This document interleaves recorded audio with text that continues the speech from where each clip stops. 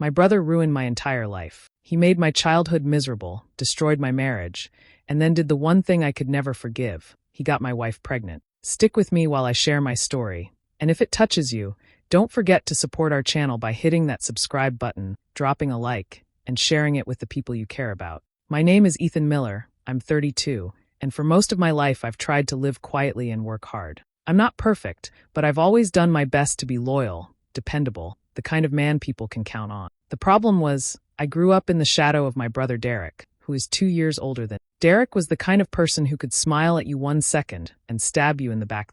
Manipulative, arrogant, and cruel. He made it his life's mission to make mine hell. When we were kids, Derek bullied me constantly. He'd trip me in front of friends, take my things, and twist every situation to make me look weak. Somehow, our parents never seemed to see it. In fact, they favored him. When something went wrong, I was the one who got blamed. If he broke something, I was told to apologize. If he started a fight, I was punished for provoking him. I grew up believing maybe I was the problem, maybe I just wasn't good enough. Derek thrived on that. He always wanted to be 1 step ahead of me, even if it meant dragging me down. Still, I carried on. I worked hard in school, got myself through college, and built a career in construction management. More importantly, I met someone who made me believe my life could be different. Her name was Rachel. She was gentle, warm, and caring, the complete opposite of the chaos I grew up in. With her, I felt like I could finally breathe, like maybe I could leave Derek's shadow behind. Rachel and I dated for a few years before getting married. Our wedding wasn't big or fancy, but it was filled with love. For the first time in my life, I thought I had something Derek couldn't touch. Rachel believed in me. She saw me as strong, capable, and worth loving. I had never felt that way before, not in my family, not in my childhood, nowhere. With her, I built a home, and I truly thought I was safe. But safety never lasts when Derek is around. I hadn't seen him much in years. He bounced from job to job, always looking for shortcuts, always leaving wreckage behind. Then one day, out of nowhere, Derek showed up. He was broke, said he had nowhere to go, and asked if he could stay with us for a while. Everything in me screamed no. I knew him too well. But Rachel, with her soft heart, insisted that we couldn't just turn him away. She said everyone deserved a second chance. Against my better judgment, I agreed. I told myself maybe he'd grown up. Maybe this time it would be different. I wanted to believe Rachel was right. I wanted to believe my brother could change. I had no idea then that letting him into my home would be the biggest mistake of my life. Rachel and I had only been married a short while when life felt like it was finally settling into place. We'd rented a modest house in a quiet town, nothing special but ours. I threw myself into long days at the construction firm while Rachel worked overnight shifts at the hospital. We were exhausted half the time, but happy. For once, I thought we were building something solid together, a life untouched by the past. Then Derek showed up. He called out of nowhere, saying he wanted to see me. Against my instincts, I agreed to meet him at a diner on the edge of town. The man who slid into the booth across from me looked older, worn down, like the years hadn't been kind. He claimed he had changed, that he was trying to get his life together. Within minutes, though, he admitted he was broke and needed somewhere to stay, just until he got back on his feet. I hesitated. My gut told me no, but Rachel's nature was to help. She couldn't stand the thought of turning away family, even one she didn't really know. When I brought it up at home, she said, "Ethan, he's your brother. Everyone deserves a chance." I argued, warned her that Derek had a history of using people, but she thought I was being harsh. Eventually, I gave in against every bit of judgment I had. When Derek moved in, it was like letting a shadow cross our doorstep. At first, he tried to act grateful, but it didn't take long before the cracks showed. He had a way of making small comments that sounded like jokes on the surface but cut deep underneath. He'd glance at me and say things like, "Man, Rachel, how do you put up with him working so much?" Rachel would laugh politely, not realizing the knife he'd slipped in with his word. He made himself comfortable far too quickly, leaving his things everywhere, treating the place like it was his. At dinner, he'd tell stories in a loud, entertaining way, pulling Rachel in with his charm. I could see how she leaned in, smiling, even though I knew half his tales were lies or exaggerations. He knew how to play the role of the funny, easygoing guy. I could already feel the balance in our home shifting, the weight of old tension pressing against my chest like I was a kid again. The problem was, nobody else seemed to notice. Rachel thought Derek was harmless, just trying to rebuild. She told me I was being unfair whenever I pointed out something he said or did. I started to wonder if maybe I was the crazy one, if maybe I was just carrying too much resentment from the past. But deep down I knew. Derek hadn't changed. He had only gotten better at hiding who he really was. Every time I came home from work, I could feel it, the way he settled into our space like he belonged, the way his presence gnawed at me. It was subtle, but it was there. He wasn't just visiting. He was inserting himself into our lives piece by piece, and Rachel didn't see it. I did, and I knew exactly where it could lead. It didn't take long before Derek started slipping back into old patterns, though this time he did it with more subtlety than when we were kids. He had a way of turning everything into a contest, even in casual conversations. If I mentioned a long day at the job site, he'd cut in with, "Man, when I was managing crews, I had twice as much on my plate." If I brought up plans Rachel and I had for the weekend, he'd laugh and say, "You know, Rachel, I could have taken you somewhere way better than that." It always came across as playful banter, but I knew what he was doing, painting me as stiff and boring while he played the role of the adventurous older brother. Rachel brushed it off every time. If I called him out, she'd shake her head and say I was being too harsh. "He's just joking, Ethan. Don't take everything so seriously," she'd tell me, almost like I was the one creating tension. It was exhausting, because to her, Derek was harmless, while to me, it was clear he was carving away at me little by little. Money became another problem. Derek would ask for just a little to cover gas, groceries, or a bill he swore he'd pay back. The repayment never came. At first, I kept track, but the list grew so long it was pointless. It wasn't just the money either. He left dishes piled up, laundry scattered, and food half-eaten in the fridge. I'd come home after 12 hours of work to find Rachel picking up after him while he sat watching TV, cracking jokes. If I said anything, I was accused of overreacting, like expecting a grown man to clean up after himself was asking too much. The more I tried to stand my ground, the more isolated I felt. Rachel seemed caught between us, but instead of siding with her husband, she almost always leaned toward Derek. She told me I needed to give him time, that he was trying to get back on his feet, that I should be more patient. I wanted to believe her, but every part of me screamed that I was being slowly pushed out of my own home. Then came the looks. I started noticing the way Derek's eyes lingered on Rachel when he thought I wasn't watching. It wasn't the glance of a brother-in-law. It was longer, heavier, and full of something I didn't like. Rachel didn't notice, or maybe she ignored it. But I saw it. The smirk when she bent over to grab something. The way he studied her when she laughed at something he said. I began to feel like a stranger under my own roof. It wasn't just the tension anymore. It was a sense that Derek was testing boundaries, slowly shifting lines that should never be crossed. And while Rachel thought I was imagining things, I knew exactly what I was seeing. One evening after dinner, I walked back into the living room and caught Derek leaning against the counter, while Rachel folded laundry. His tone was lighter than usual, a kind of teasing I hadn't heard before. "If Ethan doesn't treat you right, you know where to find me," he said with a grin. Rachel laughed, brushing it off like it was nothing, but the sound of her laugh cut through me. I froze, unsure whether to speak or walk away. When I finally asked Rachel later why she entertained that kind of talk, she shook her head. "It's just harmless. He doesn't mean anything by it." But I knew better. Derek never said a word without purpose. Around that same time, he started messing with my work life. I relied on my truck for everything, hauling tools, getting to job sites, keeping on schedule. Derek began asking to borrow it, promising he'd bring it back on time. Without fail, he'd return late. Once, he even left it almost empty on gas. Because of him, I showed up late to a site meeting with a client, something I prided myself on never doing. When I confronted him, he smirked like it was no big deal. "Relax, little brother, it's just a truck." But to me, it was more than that. It was my livelihood, and he knew it.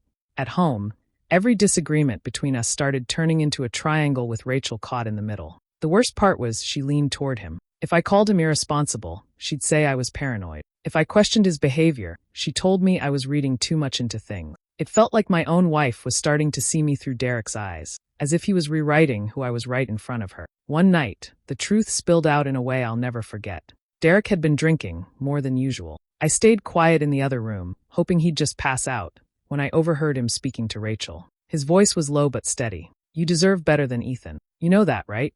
The words burned through me. My chest tightened, and my first instinct was to storm in and throw him out right then. Instead, I walked into the room, staring him down. "Say that again." Derek leaned back, glass in hand, smirk plastered across his face. Rachel stood frozen, eyes darting between us. "Man, you're too sensitive." I was just joking. Always so insecure. I turned to Rachel, waiting for her to say something, to call him out. But she didn't. She just looked at me with that tired expression, as if I was the one making a scene. Derek saw it, and he twisted the knife deeper. "See, this is what I mean. You can't take a joke. You're imagining things." That was the moment I realized how dangerous he really was. He wasn't just pushing boundaries anymore. He was planting seeds, turning Rachel against me, step by step. And she didn't even see it happening.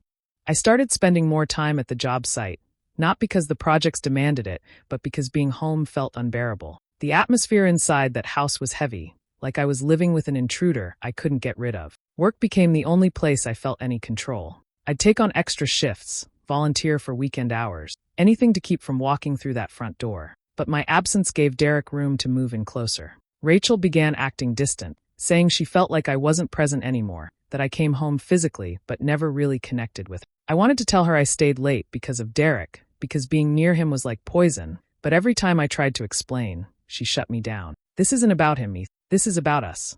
You're never here. Meanwhile, Derek slid himself into the cracks my absence created. He was always around when I wasn't. I'd come home to see him folding laundry beside Rachel or cooking dinner like he belonged there. He painted himself as the helpful one, the guy who noticed when she was tired and stepped in. I could sense the way he played it, subtle and careful, building trust with her in all the places I was being pushed out. What stung most was the little changes in Rachel. I'd notice her smiling at her phone, typing quickly, tucking it away when I walked in. When I asked about it, she brushed me off, said it was just work or a friend checking it. I wanted to believe her, but something inside me twisted every time I saw that secretive look cross her face. The tension between us kept building. Nights that used to be filled with simple conversation turned into silence. Meals felt forced, and whenever Derek was in the room, he filled the air with stories or jokes that left me feeling like a stranger in my own marriage. Finally, I couldn't take it anymore. One night after dinner, when Derek had gone out, I told Rachel directly that he needed to leave. My voice was calm, but firm. He can't stay here anymore. This is our home, not his. Rachel stared at me like I'd suggested something cruel. Where's he supposed to go, Ethan? He doesn't have anyone else. He's your brother. I tried to explain how he was undermining everything between us, how I felt pushed aside in my own life, but she didn't want to hear it. You're making this bigger than it is. You're being unfair. Her refusal cut deeper than anything Derek had said. In that moment, I realized it wasn't just me against him anymore. It was me against both of them, and I didn't know how much longer I could keep holding on. One afternoon, I finished work earlier than expected and decided to head home. The house was quiet when I stepped inside, but something felt off. I walked down the hall, and that's when I saw them. Derek and Rachel were in the living room, far too close, caught in a moment that stripped away every doubt I'd been pushing aside. It wasn't innocent. There was no mistaking what I walked in on. Rachel froze the instant her eyes met mine. Derek didn't flinch. Instead, he leaned back with that familiar smirk, the kind that said he had finally won. My chest burned as if all the air had been ripped from me. I demanded an explanation, though the truth was already laid bare. Rachel's face crumbled, and she broke down in tears. Between sobs, she admitted what I never wanted to hear, that she and Derek had been sleeping together for months. Her words sliced through me. Every late night, every secretive glance, every excuse suddenly made sense. The betrayal wasn't a moment of weakness. It was deliberate, drawn out, and hidden right under my nose. Derek didn't bother denying it. He just sat there, eyes locked on me, taunting without speaking. That smirk was worse than anything he could have said. The rage inside me snapped. I shouted at him, at her, at the whole twisted situation. My voice echoed through the walls I had built with my own hands, now tainted by their betrayal. Rachel grabbed my arm, pleading for me to stop, begging me not to make a scene. Through her tears she whispered, "It just happened, Ethan," as if months of deception could be explained away as some accident. I turned on Derek, fists clenched, ready to throw him out with my bare hand. He didn't move until I forced him toward the door, cursing him with every step. Finally, he was out of my house, but the damage he left behind was carved into the foundation of my life. I thought the worst was over, but Rachel's next words shattered me completely. She stood trembling, eyes red, and confessed there was more. Her voice cracked as she told me she was pregnant, and the child wasn't mine. The room spun. My vision blurred. All the years of loyalty, all the sacrifices, everything I had poured into our life together collapsed in an instant. Not only had she betrayed me, but she had chosen him in the most irreversible way possible. I couldn't breathe, couldn't think, couldn't believe this was the woman I had trusted more than anyone else in the world. I felt like the floor had been ripped from under me. Every memory I had with Rachel, every promise we had made, suddenly felt worthless. The house that once seemed warm was now cold and foreign, every corner carrying the weight of betrayal. I would sit on the couch at night, staring at the walls, wondering how I had missed all the signs. It was as if the life I thought I had built was nothing more than a carefully crafted illusion. Rachel tried to explain herself, though none of her words could erase what she had done. She told me she was confused, that her judgment had been clouded, that she hadn't meant for things to go this far. I listened in silence, my chest hollow, wondering how someone who had vowed to stand by me could call years of deception a mistake. Then she said the words that cut deeper than her excuses. She wanted me to stay. She clung to the idea that we had built a life together, as if that alone could outweigh her choices. For a brief stretch of time, Derek was nowhere to be seen. He vanished without explanation, leaving me alone with the wreckage. But his absence wasn't a relief. It only magnified the mess he had left behind. I had to face Rachel day after day, knowing she had given herself to the one person who had spent his life trying to destroy me. The silence between us was suffocating, broken only by her attempts to patch together something that was beyond repair. I thought about divorce constantly. I even reached for the paperwork once, staring at the blank forms with shaking hand. But Rachel knew how to twist the knife in ways that made me hesitate. She would cry, hold my arm, beg me to believe she regretted it. She said she wanted to fix things, that she had made a terrible choice but still loved me. Every plea left me torn between fury and the faint memory of the woman I once trusted. Inside, I was drowning. Rage simmered just beneath my skin, but so did humiliation. I couldn't shake the image of Derek's smirk or the sound of Rachel's confession. Everywhere I went, I felt the weight of betrayal pressing down on me, as if the whole world could see what I had failed to protect. I lay awake at night, my chest tight, caught between the urge to burn everything down and the helplessness of not knowing where to go from here. It wasn't just my marriage that had crumbled, it was the foundation of who I thought I was. Something inside me shifted. I realized I couldn't let them walk away after what they had done. I wouldn't scream, I wouldn't beg, and I wouldn't give them the satisfaction of watching me collapse. If they thought I was going to play the fool, they were wrong. I made a promise to myself in silence.